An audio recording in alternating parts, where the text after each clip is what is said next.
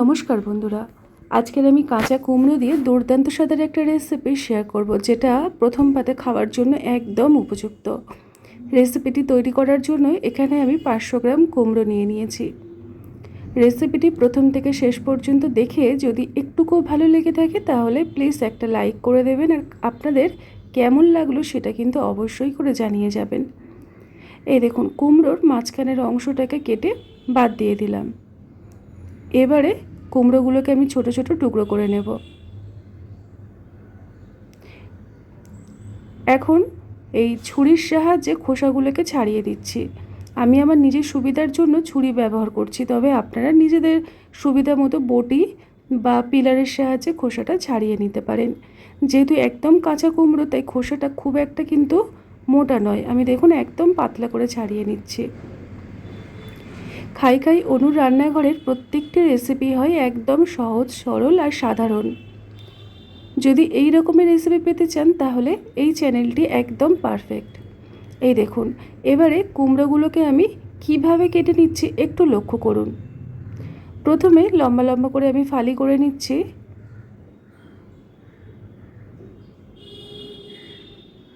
তারপরে এগুলোকে ছোট ছোট করে টুকরো করে নেব। যতটা ছোট করা যায় ততটাই ভালো। এই রেসিপিটি গরম গরম ভাত দিয়ে মানে অমৃত সমান লাগে, দুর্দান্ত একটা টেস্ট আসে। দেখুন, প্রত্যেকটা কুমড়ো আমি কেটে রেডি করে নিলাম। এবার ভালো করে ধুয়ে একটা প্লেটের মধ্যে রেডি করে নিয়ে ফিরে এসেছি। এই রেসিপিটিতে কুমড়ো ছাড়াও কিছু উপকরণ আমার দরকার। সেগুলো হলো একটা টমেটো, দুটো পেঁয়াজ, কাঁচা লঙ্কা আর রসুন। প্রথমে টমেটোগুলোকে আমি ছোট ছোট করে কেটে নিচ্ছি। একটু ছোট করে টুকরো করে নেব। দেখুন, দু টুকরো করলাম, মানে একটা গোটা টমেটোটাকে আমি 8 টুকরো করে নেব। আর 500 গ্রাম কুমড়োর জন্য একটা টমেটোই কিন্তু যথেষ্ট। আর পেঁয়াজগুলোকে নর্মালি আমি ছোট ছোট করে কুচিয়ে নিচ্ছি। রেসিপিটি একদম সহজ সরলভাবে বানিয়ে দেখানোর চেষ্টা করেছি। যদি আপনাদের বিন্দুমাত্র ভালো লেগে থাকে তাহলে সবার শেষে একটা লাইক দিয়ে দেবেন। আর এই রকমভাবে বাড়িতে তৈরি করে আমাকে কিন্তু অবশ্যই করে একবার হলেও জানিয়ে যাবেন যে সত্যি সত্যি রেসিপিটি আপনাদের কেমন লেগেছিল। এই দেখুন, পেঁয়াজগুলোকে আমি নর্মালি লম্বা লম্বা করে কুচিয়ে নিলাম। এবারে এই যে রসুন আছে, রসুনটাকে গোটাই রেখে দেব। আর ওই কাঁচা লঙ্কাটা ওটা ওইভাবেই থাকবে।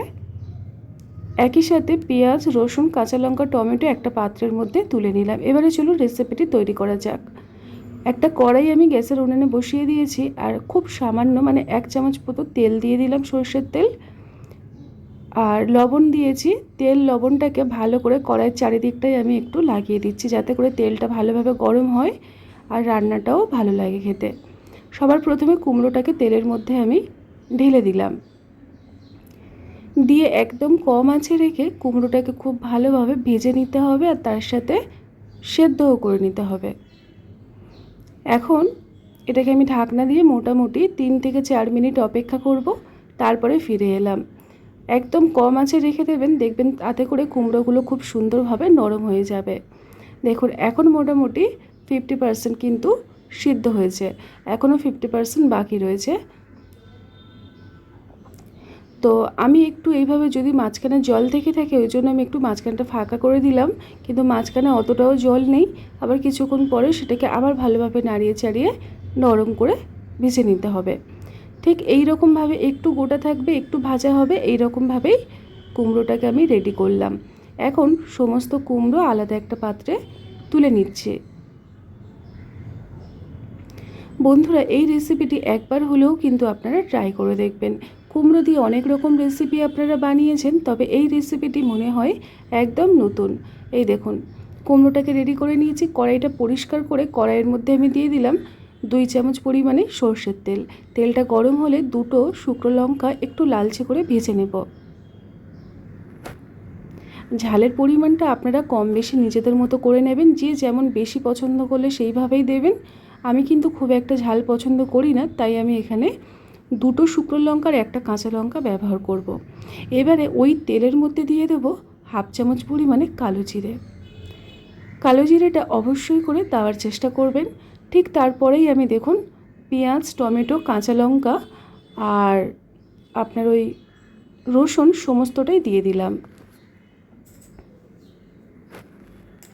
সব কিছুকে খুব ভালো করে তেলের মধ্যে একটু সময় নিয়ে ভেজে নেবেন, যাতে করে কাঁচা এই যে রসুনগুলো যেহেতু গোটা রেখেছি, মানে রসুনটাও খুব ভালোভাবে নরম হয়ে যায়, টমেটো, পেঁয়াজ সবটা নরম হয়ে যাবে, সেই দিকে একটু লক্ষ্য রাখতে হবে।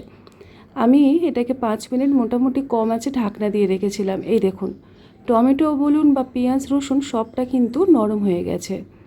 এখন এর মধ্যে আমি দিয়ে দেব আগের থেকে রেডি করে রাখা কুমড়োটাকে দিয়ে সব কিছুর সাথে একটু ভালো করে ভেজে নেব।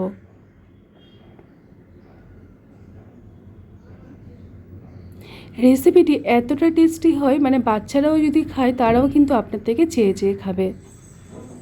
সব কিছুকে একটু ভালো করে কড়াইয়ের চারিদিকটা ছড়িয়ে ঢাকনা দিয়ে এখন রেখে দেব মোটামুটি 2 থেকে 3 মিনিট একদম কম আছে। তারপর ঢাকনাটাকে খুলে আপনাদেরকে দেখাচ্ছি, দেখুন কত সুন্দরভাবে কুমড়োটা নরম হয়ে গেছে, সব কিছুর সাথে একদম মিশে যাবে। তবে এখন আমি গ্যাসের ফ্লেমটাকে অফ করে দেব, দিয়ে এগুলোকে আলাদা একটা পাত্রে তুলে একদম ভালোভাবে ঠান্ডা করে নেব। এটাকে ঠান্ডা হওয়া পর্যন্ত আমি অপেক্ষা করব, তারপরে আমি ফিরে আসব বাকি রেসিপিটি কমপ্লিট করে নেওয়ার জন্য। যতক্ষণে এটা ঠান্ডা হচ্ছে একটা কাজ আমি করব, সেটা হলো এই যে 2টো শুকনো লঙ্কা যেটাকে আমি ভেজে রেখেছিলাম, ওটাকে একটা পাত্রের মধ্যে আমি এইরকমভাবে ছোট্ট ছোট্ট করে ভেঙে নিচ্ছি।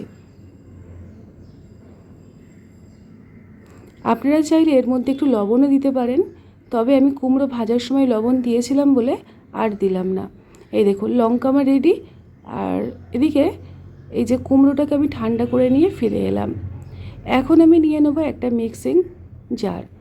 এই মিক্সার জারের মধ্যে সমস্ত উপকরণগুলো ঢেলে দেব। আপনারা চাইলে শিলেও এটাকে বেটে নিতে পারেন, তবে আজকের আমার হাতের সময় খুবই কম, আমি এটা মিক্সারে একটু ঘুরিয়ে নেব। কোনো রকম জল দেবেন না, জল ছাড়া এটাকে একটু বেটে নিতে হবে। এই দেখুন আমি বেটে নিয়ে ফিরে এলাম, এই রকম একটা মাখা মাখা ভাব একটা তৈরি হবে।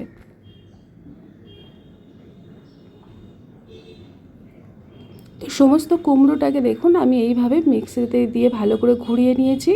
এর মধ্যে আমি দিয়ে দেবো শুকনো লঙ্কা যেটা আগের থেকে ভেঙে রাখলাম। তারপরে আমি এর মধ্যে দিয়ে দেবো একটু বেশি পরিমাণে, মানে 3 থেকে 4 চামচ পরিমাণে সর্ষের তেল, দিয়ে খুব ভালো করে সমস্ত উপকরণের সাথে মিশিয়ে নিতে হবে।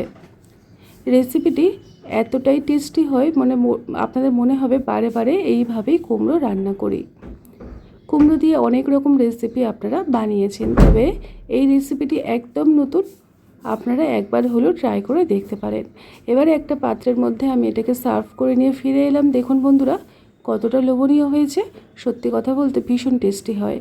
তো এইভাবে ট্রাই করে দেখবেন আর আমাকে একবার হলেও জানিয়ে যাবেন। আজকের মতো এই পর্যন্ত।